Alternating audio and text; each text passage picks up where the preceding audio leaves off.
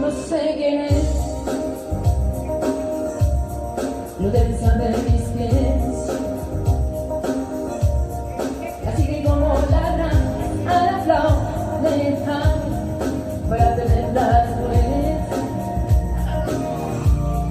No quiero hablar de este tema, pero es mi mayor problema.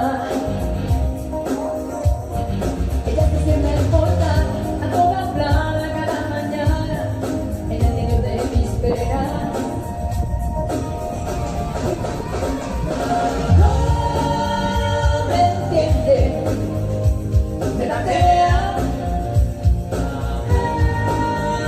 se enciende, coquetea, se evapora y aunque esté delante de mí, no se va, siempre es igual. Yo pensé que soy de ti, chica de humo, chica de humo.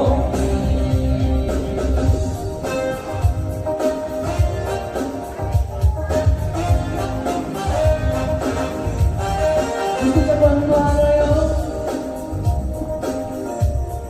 sus ojos dicen que no, y luego me contradicen por